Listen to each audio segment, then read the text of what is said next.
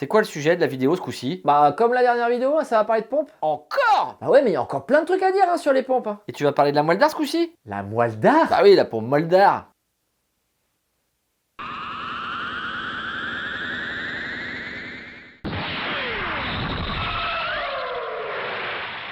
Bonjour les padawans de la physique, Obi-Wan pour vous servir. Bienvenue sur la chaîne qui répond à vos questions. Et pour ce faire, laissez-les en commentaire et j'y répondrai lors d'une prochaine vidéo. Aujourd'hui, on répond à Samo69000 et on voit ce que c'est le NPSH pour une pompe. Bon déjà, pour commencer, on va voir les deux grandes familles de pompes. Il y a donc les pompes centrifuges et les pompes volumétriques. Mais c'est quoi la différence entre les deux? Bonne question. Bonne question. Bon, pour faire simple, une pompe centrifuge va mettre en mouvement le fluide grâce à la force centrifuge. Alors que pour faire la même chose, c'est-à-dire mettre en mouvement le fluide, une pompe volumétrique va utiliser l'énergie de la pression. Maintenant qu'on a dit ça, rentrons un peu plus dans le détail. Commençons par la pompe centrifuge.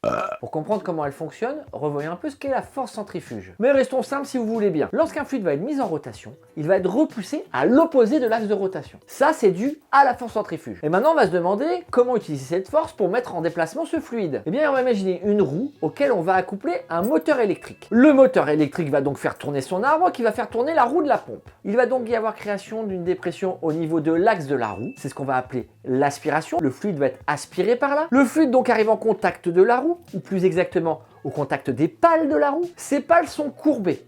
Pourquoi elles sont courbées? Ça va permettre d'augmenter la vitesse du fluide. La roue est en rotation et on l'a dit tout à l'heure, quand il y a une rotation, il y a création d'une force centrifuge et ça va amener le fluide à l'opposé de l'axe de rotation. Donc contre la paroi de la pompe. Cet endroit, ça s'appelle la volute. Et dans l'axe de la volute, il va y avoir un trou. C'est ce qu'on va appeler le refoulement de la pompe. Et donc, en toute logique, plus on va faire tourner vite cette roue, plus la force centrifuge va être importante.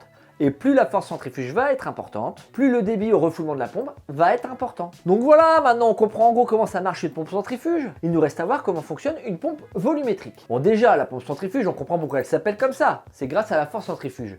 Mais il n'y a pas de force volumétrique. Ah bon? Donc pourquoi une pompe volumétrique s'appelle une pompe volumétrique? Eh bien tout simplement, c'est parce que le mouvement du fluide créé par la pompe est dû à la variation de volume occupée par ce fluide. On va prendre un exemple, ça va être plus facile pour comprendre. On va prendre l'exemple d'une pompe à piston. Et même on va faire plus simple, on va ne regarder qu'un seul piston. Déjà ce qu'il faut savoir, c'est qu'il y a un point commun entre la pompe centrifuge et la pompe volumétrique. Elles sont toutes les deux entraînées par un moteur électrique. Sauf que là, il s'agit d'un piston. Il va donc falloir convertir un mouvement de rotation en mouvement rectiligne. Et pour convertir un mouvement de rotation en mouvement rectiligne, qu'est-ce qu'il nous faut? Il nous faut un vilebrequin. En plus du piston, on voit bien qu'il y a deux clapets. Un clapet qu'on va dire d'aspiration et l'autre clapet qui sera de refoulement. Lorsque mon piston recule, il va augmenter le volume de la chambre. Le fait d'augmenter le volume, ça va créer une dépression. Cette dépression va donc ouvrir le clapet d'aspiration, parce que le clapet d'aspiration a une certaine pression en amont, on baisse celle en aval, il s'ouvre. Ça va donc aspirer le fluide. Une fois que le piston arrive en bout de course, le fluide a rempli toute la chambre. Le piston va donc repartir dans l'autre sens afin de tenter de diminuer le volume. Sauf que là, si on a de l'eau, le liquide est incompressible. La pression va donc augmenter. Et qu'est-ce qui va se passer? Eh bien tout simplement, la pression dans la chambre va être plus importante que celle qui était en amont du clapet d'aspiration. Le clapet se ferme donc. Ce coup-ci, la pression de la chambre est plus élevée que la pression qui est en aval du clapet de refoulement. Le clapet va s'ouvrir. L'eau va donc être mise en mouvement par ce clapet. Bon évidemment, comme j'ai dit tout à l'heure, quand il s'agit d'une vraie pompe, il n'y a pas qu'un piston, il y en a plusieurs. Mais vous avez compris le principe. Et bien sûr, on choisira une des deux familles de pompes en fonction de ce qu'on a besoin de faire. Si j'ai besoin d'un fort débit pour une faible pression, je vais donc utiliser une pompe centrifuge. Et à l'inverse, si j'ai besoin d'une forte pression pour un petit débit, je vais plus me pencher vers une pompe volumétrique. Une fois qu'on a choisi notre famille de pompes en fonction de ce qu'on avait besoin, il va falloir regarder deux grands paramètres pour voir si la pompe est en adéquation avec notre installation. Ces deux paramètres sont la HMT et le NPSH. On va commencer par la HMT. La HMT, ça veut dire quoi? Ça veut dire hauteur manométrique totale. Donc là, ce qu'on va faire, c'est qu'on va imaginer une installation fictive. Tout simplement, on va avoir une cuve d'eau qui va être située en contrebas. On va devoir pomper dans cette cuve pour amener l'eau tout en haut dans une autre cuve beaucoup plus haut. Et donc la hauteur manométrique totale, la HMT, comme son nom l'indique, c'est une hauteur. Mais dans la dernière vidéo, on avait fait le lien entre hauteur de colonne d'eau et pression. Donc en fait, la hauteur manométrique totale, c'est une hauteur, mais c'est surtout une différence de pression. La différence de pression qu'il y a entre la pression de refoulement et la pression d'aspiration. Bon, on va pas rentrer dans les détails, ça a déjà été fait dans la dernière vidéo, mais je vais quand même réexpliquer un peu le principe. J'écoute. Donc là, ce que je vais vous expliquer, ça marche avec n'importe quel liquide, même si souvent on parle de colonne d'eau. Bon, déjà, on va commencer par expliquer qu'une pression, c'est une force sur une surface. Sauf que lorsque l'on prend une colonne d'eau, avec une certaine surface à sa base, cette hauteur de colonne d'eau va avoir un poids. Donc on a bien une force qui qui vient être appliquée sur une surface. On a donc bien une pression. Et pour que vous ayez un ordre d'idée, une colonne de 10 mètres d'eau, ça donne une pression de 1 bar. On voit bien qu'il y a une corrélation entre la pression et la hauteur. Revenons à notre hauteur manométrique totale. On a dit que c'était un delta P, une différence de pression. On a même dit que c'était la différence entre la pression de refoulement et la pression d'aspiration. Mais en fait, on peut exprimer ça plus simplement. Vous êtes d'accord que sur notre installation qu'on a pensé tout à l'heure, il y a une hauteur qui se situe entre le point d'aspiration et la pompe. C'est ce qu'on va appeler la hauteur d'aspiration. Mais si on regarde bien l'installation, il y a aussi une hauteur entre la pompe et la cuve qu'on doit remplir. C'est ce qu'on va appeler la hauteur de refoulement. Si on était sur une installation parfaite, purement théorique,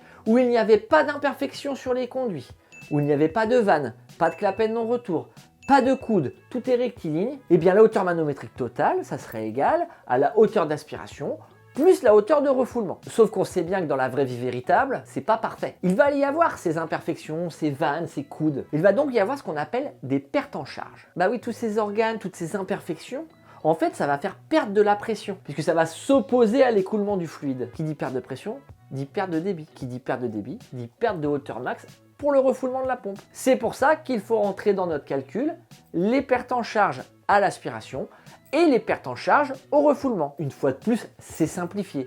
Mais vous comprenez le concept de ce qu'est la hauteur manométrique totale et pourquoi c'est important quand on a besoin d'un pompage sur une installation. Bah oui, si on choisit une pompe avec une hauteur manométrique totale trop faible par rapport à notre installation, on n'arrivera jamais à remplir notre cuve tout en haut. Mais comme je l'ai dit tout à l'heure, ce paramètre ne suffit pas pour bien choisir sa pompe. Il va donc falloir aussi regarder le NPSH. Le NPSH, je vous l'ai déjà introduit. Ah ça y est, il va encore nous faire sa vanne moisie sur sa bite. Ah non, pas du tout. Vraiment, tu vas pas nous la sortir. Ma bite. Il a fait ça de l'acte de nerf du coton. Je vous l'ai déjà introduit lors de ma dernière vidéo, mais je ne l'ai pas vraiment expliqué. Bon, déjà, ça veut dire quoi NPSH? Ça veut dire Net Positive Suction Head. Bon, en français, on va plutôt dire hauteur d'aspiration nette positive. Lors de la dernière vidéo, je vous avais expliqué que pour soulever une colonne d'eau, il fallait que la dépression créée par la pompe soit supérieure à la pression engendrée par cette colonne d'eau. Et si cette dépression était trop importante, il y aurait vaporisation de l'eau et donc création de cavitation. Bien, tout simplement, on va regarder la dépression disponible avant qu'il y ait le phénomène de cavitation. En gros, si le début du phénomène de cavitation arrivait à 800 millibars de dépression, j'ai une dépression disponible de 800 millibars. Et cette dépression disponible, c'est ce qu'on appelle le NPSH disponible. Mais on est bien d'accord, c'est ce qui est disponible avant cavitation.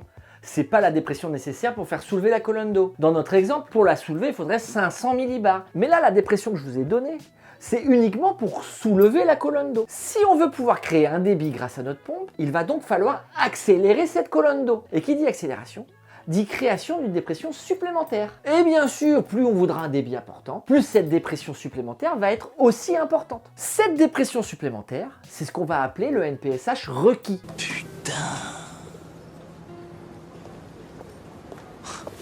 Rien compris, moi. Pour ceux qui n'ont pas vraiment compris ce que je viens d'expliquer, on va essayer de simplifier ça. Le NPSH disponible, lui, il est imposé par notre installation. C'est la dépression maximale à atteindre avant qu'on ait de la cavitation dans notre installation, qui va nous permettre de savoir la dépression disponible pour pouvoir lever cette colonne d'eau. Alors que le NPSH requis, lui, c'est la pompe qui l'impose. En gros, les constructeurs de pompes, pour une pompe donnée, ils donnent un NPSH requis, ce qui va permettre de savoir la dépression que va fournir la pompe pour pouvoir mettre en mouvement le fluide. Je ne l'ai pas dit, mais si un jour vous tombez sur des NPSH, vous allez tomber sur une unité qui peut vous paraître bizarre. Soit du MCE, soit du MCF. MC, c'est pour mètre de colonne. E, c'est pour eau. Donc en fait, quand on est en MCE, on parle en mètre de colonne d'eau. Et quand on parle de MCF, le F, c'est pour fluide, mètre de colonne de fluide. Donc je ne vais pas le réexpliquer, on l'a expliqué dans la vidéo, mais il y a un lien entre pression et hauteur de colonne de fluide ou hauteur de colonne d'eau. Et donc pour choisir sa pompe pour notre installation, non seulement il va falloir trouver une pompe avec une HMT qui correspond à notre installation, mais en plus il va falloir qu'on compare le NPSH disponible avec le NPSH requis. Et bien ce NPSH disponible, forcément, il doit être supérieur au NPSH requis, puisqu'on veut à tout prix que la pompe ne crée pas une dépression trop importante et qu'il y ait le phénomène de cavitation dans notre installation. Et voilà, c'est tout pour moi. Bon, aujourd'hui, on a fait de la physique, mais de la physique un peu spécifique. On a fait de la mécanique des fluides. Ça reste donc dans le domaine de la chaîne. Je rappelle que cette chaîne est là pour vous expliquer de la physique, mais au sens large du terme. D'ailleurs, si vous voulez me proposer des sujets, ça peut très bien être dans la continuité et parler de Bernoulli, mais ça peut très bien être n'importe quoi d'autre. N'hésitez pas à me le demander en commentaire. Bien sûr, si vous voulez aider ma chaîne qui est encore petite eh ben, n'hésitez pas à vous abonner et à mettre un like. Vous pouvez aussi mettre la cloche pour rater aucune des prochaines vidéos. C'était Obian qui vous dit que la science soit avec vous.